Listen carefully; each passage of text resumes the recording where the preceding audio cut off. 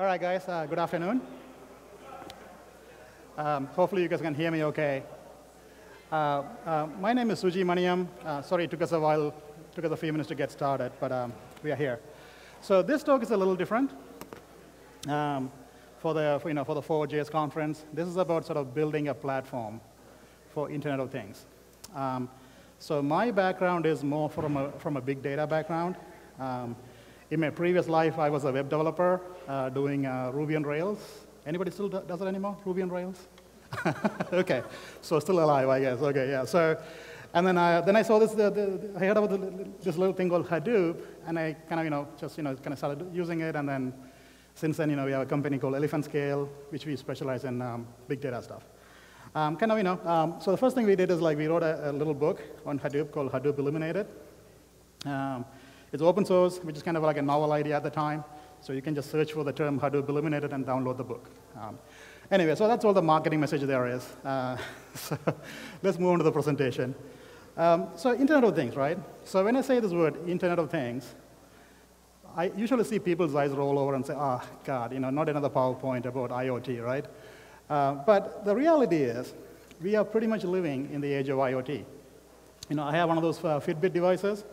I was just in Washington, yesterday, walking around, and when I hit my daily limit, within like 10 seconds, I got a text message on my phone that's saying, hey, congrats, you did your daily thing, and you earned a badge, and all within like a few seconds. So to me, that is IoT, right? So this is a little device synced to my phone.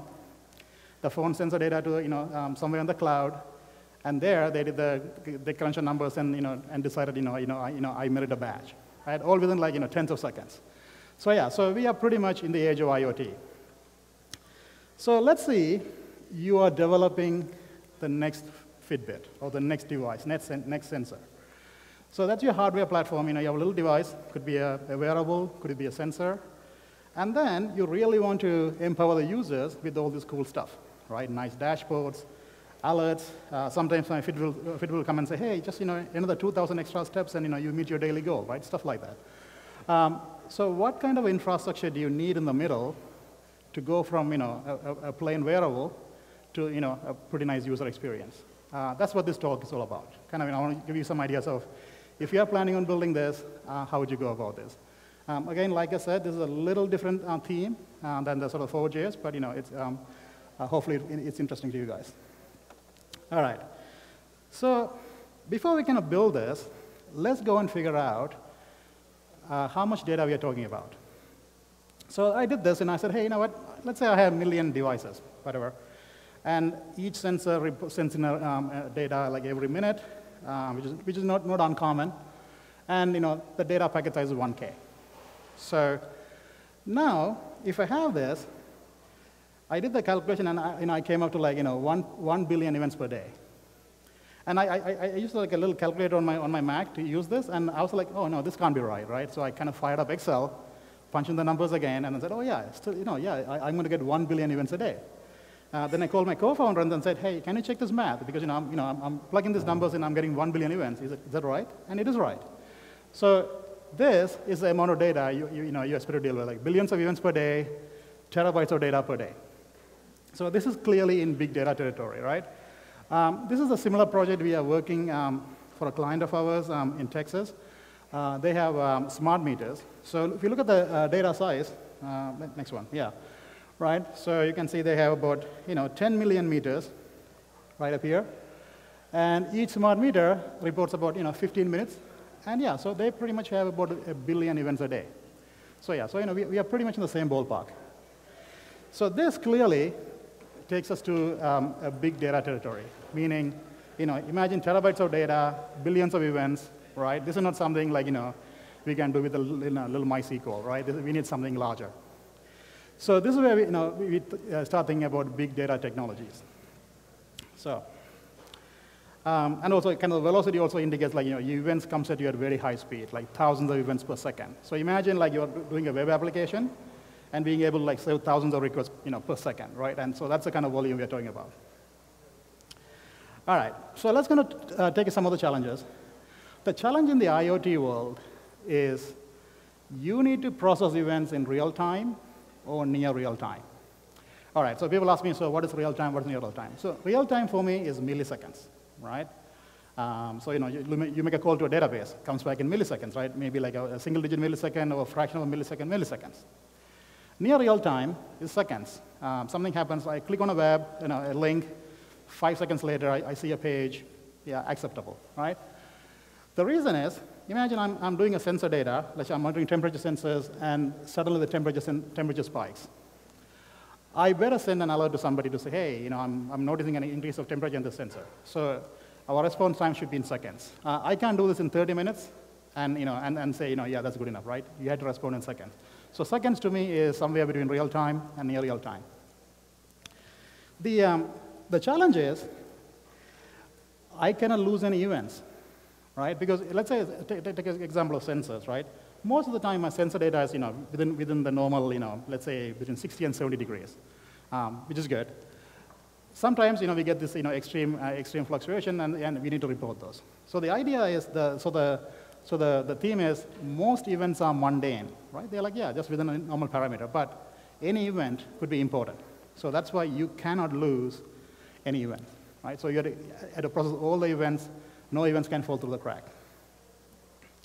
So if you're sort of sketching on the back of a napkin, so okay, hey, I want to sort of build this infrastructure. What does it look like? So this is kind of what I came up with. So I kind of have 4 different parts. Start with capturing the data, processing the data, storing it, and then querying it, right? So at a very, very high level, these are kind of my 4 components. And we are going to sort of see what we are going to use to build all these 4 components. So let's talk about capture. So capture is, and as we saw, my events are coming at high speed. Thousands of events per second is possible, and I cannot lose a single event because any event could be important. And so whatever I want to capture, I want some sort of like a queue system or like a buffer system, and I want to make sure that scales easily, right? So these are some of the choices. I mean, some of them will look familiar, like in my old days, we sort of use MQ pretty heavily. It's still a pretty popular platform. In the big data territory, there are like all these new tools came about, Fluent, Flume, and Kinesis is a queue on Amazon AWS. What I want to focus on something called Kafka. Kind of quick show of hands. Anybody kind of using Kafka? Kind of evaluating Kafka? Oh yeah, a few hands, right? Yep. So Kafka is a kind of a pretty good pairing with stream processing. So the way Kafka came out of LinkedIn. You can see the numbers here, and I'm sure they will post a slide, so I'm not going to spend too much time going through each bullet point. It's done, it scales pretty well, right? You can see the numbers, like billions of messages a day. So this is perfect. So the kind of way how Kafka works is you have to think about like a distributed queue or like a simplistic producer-consumer thing, right? So producer is basically producers produce logs. They get into a Kafka cluster, and on the other hand, consumers pull data. So multiple consumers can look at multiple events, so it's kind of a many-to-many, right? So you can subscribe to the events you want. The cool thing is within Kafka is distributed as a cluster.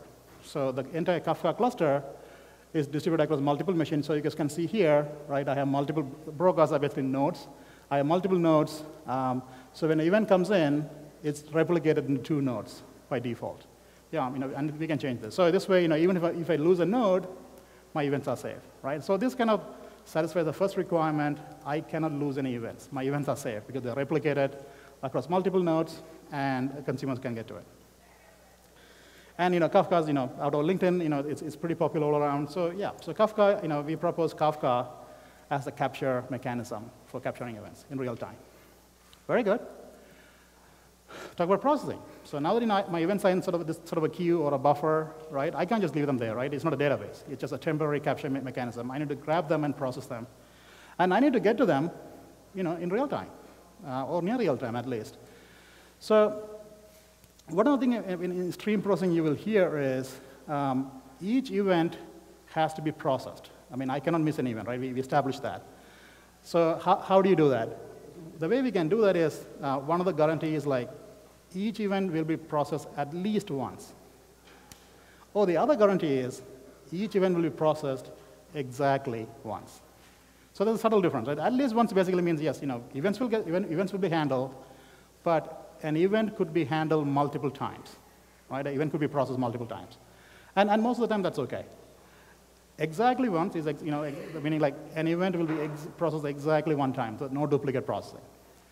So the at least one semantics is a little easier to achieve than exactly once. At least sort of systems we are building right now, the at least one semantics is pretty readily available, meaning even if a process an event multiple times, we assume that's okay. Meaning for our purpose, we assume that's fine. Exactly once takes a little bit more work, right, to make sure each event, we only process event once. All right, so there are some of the choices, right? Storm was the original stream processing engine, again, came out of Twitter, and now it's an open source project. Samza, so these are all like, NiFi, and there's another one called Fling. So these are all like names, I'm sure you'll hear read in some blogs. However, the project I want to focus on is called Spark Streaming. Anybody kind of using Spark here? Toying with Spark? Cool, a few hands, yeah. So Spark is sort of the, the red hot thing in big data. I came, when we went to big data, we sort of started with Hadoop. So now Spark is the hottest thing. So people ask me all the time, right, what's the difference between Spark and Hadoop, right? And if you've seen this ad, I'm sure most of us have, right? I'm a PC, I'm a Mac ad, right? Most of us have, right? And this is my interpretation of Hadoop and Spark, right? So yeah, Hadoop is mature, it works. We all know it, but Spark is sort of the next cool thing, right? So the way Spark is structured is you can sort of see the Spark as a base, a generic engine with multiple components assembled on top. And the cool thing is they're all very tightly integrated. So Spark streaming is the one that's interest of us. However, within streaming, I can do some graph processing. I can apply some machine learning library right here, right? So everything is very tightly integrated. So I don't have to sort of do something here and then go, save the results and then pick up the results and save something here, right? Because I can do the whole thing as part of the flow. And also, so we can sort of see you can run Spark as a cluster, and these are basically the cluster managers. For example, Yarn is a cluster manager for Hadoop. So if you have Hadoop cluster installed, you can just deploy Spark on top of it. And Mesos is another cluster manager that came out of Berkeley. So kind of describes what each components are. The way Spark also is pretty good for us is it sort of abstract the storage. So here you see Spark has a little thing called RDD, which is sort of the Spark's way of specifying data sets. And the RDDs, you can read from any of these different RDDs. So for example, I can read my data from HDFS, it's a Hadoop file system. Or I can read from, say, Amazon S3. I can read from my Cassandra, doesn't matter. Once in Spark, they all look the same. So this nice data abstraction to me is pretty great because I don't really care where my data is going to store, right? I can sort of, my streaming data could come in here. I can save it to S3. I can save it to Cassandra. And if I'm using another database, I can save it there, right? As long as I have an adapter for it, from Spark, I can read and write to it. So this is kind of the reason why a lot of people like Spark is sort of a unified stack. You can do batch processing, you can do streaming, you can do machine learning, you can do graph processing, everything in one nice system. And the cool thing is Spark out of the box supports 3 languages, Java, Python, and Scala. So with these 3 languages, that pretty much covers a pretty wide spectrum, right? Because one of the challenges with Hadoop is, since Hadoop is in Java, you can, let's say you're a data scientist who knows Python. Now you come to Hadoop world, you can have to either learn Java libraries or, or come up with something else. With Spark, you're right at home because, Spark supports Python out of the box. So let's look at Spark streaming a little more detail. So you can see my sources come from, multiple sources. So the one we are talking about is Kafka, but Spark can support lots of other sources. You do some processing, and then we save the result to a database or a file system, what have you, right? Streaming is pretty popular. It's very well established. A lot of people go to Spark for streaming, and you can see all the big players are using streaming. Cool. So that kind of settles it. So we say, what? For processing, we are going to go with Spark streaming. Next thing is storage. So storage. So when I choose a storage, so as we saw earlier, we are definitely in a big data territory, meaning I'm getting like terabytes of data a day is possible, or billions of events. So this is basically beyond the realm of our typical databases, right? So what do we need is we need 2 kinds of storage. One is real-time lookup, meaning I want to go look up what's the latest temperature for a sensor, right? And that's a millisecond query. I want the result to come back in milliseconds. Or I want to sort of, maybe I want to sort of do some analytics of, in this zip code, what's the average temperature in May? So I'm going to look at thousands of sensors, in some sort of a certain time window. That doesn't need to be a real-time query. That can be a batch query. So whatever the storage I'm choosing has to support both. So looking at the sort of the storage tiers, so I mean, I sort of start with MySQL. So if you look at the chart, it's like data size stuff from, say, gigabytes here, going all the way to, say, petabytes.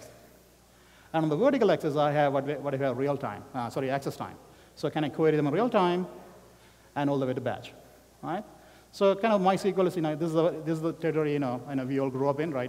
We want to build a web application. I have a few gigs of data. Great, go to MySQL. It's great. I can query the data and store the data and query them in milliseconds. If you want slightly more scale, we probably went to Mongo or Couch. And if you really want, scale at terabyte scale, we probably went to some of the NoSQLs, Cassandra, HBase, right? So the reason I highlighted two things is Hadoop MapReduce. If you use Hadoop, it can scale to petabytes of data in size, but it's a batch processing system, right? So it's great because we need both. We need batch and real time. All right, so for our 4-hour storage, meaning our durable storage, meaning this is going to store every event I've seen, the whole universe, is basically what we want to go, is basically Hadoop. When I say Hadoop, I mean HDFS, meaning Hadoop file system. HDFS is proven to scale to petabyte scale. It's built to handle machine failures. So quick thing right here. And it runs on commodity hardware, meaning it runs on a cluster, but you don't need to go buy special hardware. You can just typical Linux machines is fine. The way it sort of makes sure data is not lost is, say, for example, let's say I copy a file A, it makes multiple copies. We call them replicas. So you can see A is replicated like 3 times, which is the default. So every time you copy a file, the file is actually replicated 3 times. So even if, let's say, I lose node number 3, that's fine, because I still have 2 more copies of the data. So that's how HDFS makes sure, even when you're running on a cluster, if you lose machines, you don't lose data. Right? So that's HDFS very quickly. And for another thing that we want to choose HDFS is very cost effective. So this is the slide I got from Hortonworks, which is a Hadoop vendor. So you can sort of see a cost of storing 1 terabyte of data, right? So you can sort of start with like expenses like SANS, NAS, right? All these guys, about 20,000 plus per terabyte. Hadoop, you can see right here, is about a couple of thousand. So it's very cost effective to store a large amount of data, right? So another thing on Hadoop is, since it stores everything, and once you write a file in Hadoop, you cannot modify it, so it's very audit friendly. So once you dump data into HDFS, that's it. It's sort of the source of truth, right? I'll sort of skip this because you'll come with the slides later. So then, we settled the long-term storage, which is Hadoop, HDFS. That's great. We got it. It's a batch analytic system. We can throw data in it, very, very cost efficient. How about real-time access? So I can do I cannot start with like a RDBMS because the volume of data is just too great. So for this purpose, we are going to go through a NoSQL engine, and there are tons of NoSQL engines. So the joke I tell everybody is like every month there's a new NoSQL database comes on the market. And when I ask them, why did you guys do this? They're like, oh, yeah, we evaluated everything there is, and nothing kind of worked the way we want to do, so we can wrote our own, right? So NoSQL is like a very hot space right now. So the 3 popular ones are HBase, Cassandra, and Accumulo. Pretty much the same deal, right? Cassandra is probably a little more popular with Spock. So for storage, we realized, yep, we are going to use a combination of storage, one for HDFS for long-term storage that stores everything there is, and for real-time, we are going to store like a NoSQL. So maybe my real-time store maybe only store data like last 1 week of data, last 1 month of data, right? Just a tiny fraction of the data. The reason is I want to query them in real time. All right, finally we come to query. So queries, right? There are 2 kinds of queries. Like this is kind of I highlighted a couple of those. So I have a mobile app. I want to see what's the current temperature in my home right now. Real-time query, right? You fire up the app. Within 2 seconds, you want to see the latest temperature. And this query has to go to a RealTime Store. And then sort of the more like data science queries. They say, hey, let's go and sort of analyze, what was the medium temperature sensor, thermostat setting in San Francisco in June, right? So these are like you got to go through lots of data. Not necessarily real time, so even if they take like 30 minutes, 1 hour to compute, that's fine, right? We don't care. So the way we are going to structure these queries is that my real-time queries are going to go to the NoSQL engine, because NoSQL can come back within like either milliseconds or like a fraction of a millisecond, and that's what we want for our like dashboards and apps like this. And for batch queries, meaning like what's the average temperature of San Francisco in June, right? I can go to HDFS. I don't have to go to NoSQL because this query doesn't need to be real time. So cool. So we kind of highlight, satisfied both query mechanisms, real time and batch queries. So this is what we have. So kind of starting at a very high level, we started with capture, right? We using Kafka to capture the data immediately, and then from Kafka we are pulling events using Spock, and then the data is stored in HDFS and NoSQL, sort of a hybrid storage, and then finally our queries, depending on the query, we go to the right storage. So this kind of brings me to what we call Lambda architecture. So Lambda architecture, again, came out of Twitter because they had this problem of there are lots of real-time events, and also they had to store them for a long period of time to do batch queries. So the way Lambda architecture kind of works is when an event comes in, new data comes in, it's sent to 2 layers. So this is my master data set, meaning like this contains everything, right?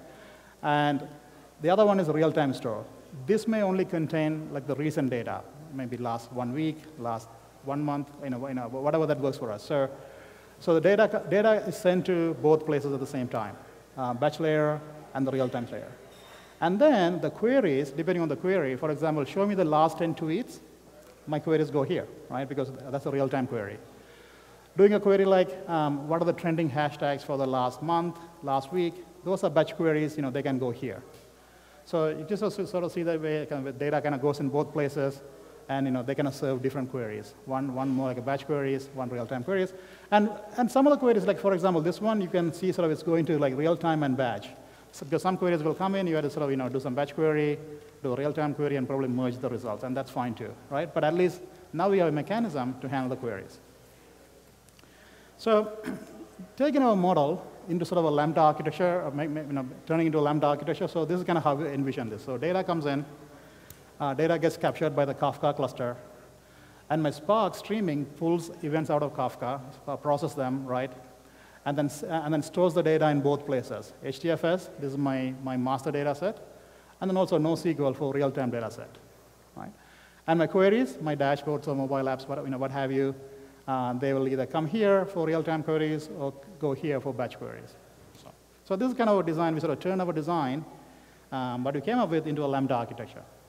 So the cool thing about the design is each component, right? I mean, if you look at each of these components, like say, Kafka, Spark, Hadoop, NoSQL, each of these scalable independently. So for example, you can have like a 3-node Kafka cluster, right, and a 5-node Spark, and a 10-node Hadoop. Like each component is individually scalable. That's the beauty of the design is you don't have to kind of go and bulk purchase like 100 machines to make this work. You can scale each component individually. And they're all open source, right? Meaning, so they cost nothing, and they've been around for a long time. So they are very well field tested. So having said this, so now that we are done, right? I mean, it's like cool, right? We sort of designed this this pretty cool architecture for real-time events, right? Another thing we haven't talked about is security, and this is a huge topic by its own. So I'm not going to sort of talk about this in this one, but I just want to mention this. In all this design, make sure security should be paramount, right? Make sure each event has access restrictions depending on your use case, right? So again, we're not going to talk about this here, but it's an important factor of things. So another things I like to sort of leave you guys with is, and we see this all the time. In big data world, we see this all the time. Somebody will go and grab a new piece of software, run it on their laptop, and cool, hey, I got it working in 2 hours, right? So let's go production. The cautionary tale we see is, we're learning to fly, right? Flying like a single-engine plane is one thing, but flying like a 747 is completely another, right? So at scale, nothing works as advertised. So that's a joke we say. There's like a PowerPoint version that I'm showing you guys, and there's reality, which is very different, right? So, the way we sort of say is like even when you're prototyping at small scale, make sure you test all the components. So when you go to production, you're not getting any bottlenecks. One of the things I will mention, and I'll quickly close it up. We are almost, coming up to the break. Is so what we want to sort of do is rather than each of us building this own thing on our own, we are launching a new project called IoT TX. So you kind of want to build this open source, right? The whole stack as open source. And then so this, people can just take it and just start using it. Our background is big data. We've been working with all these components for a number of years. So we think we can do a pretty good job coming up with an open source solution. Just assemble the basic infrastructure. So you don't have to start from zero, right? It may not do like 100% of what you want, but at least like it'll do like 40% of what you want. So which is a good thing. All right, so that's the URL, elephantskeleton.com/IoTX, and if you go there, you can sign up. And once the project is going, you'll get updates and so on and so forth. So, all right, guys. So that's it. Again, thanks so much. I know this is kind of a different theme or topic. So, thanks for your interest. If you have any questions, you can ask me now, or I'll be around, or you can shoot me an email as well. And if you're interested in the project, IoT TX. Right. So, okay. Thanks, guys. Enjoy your lunch.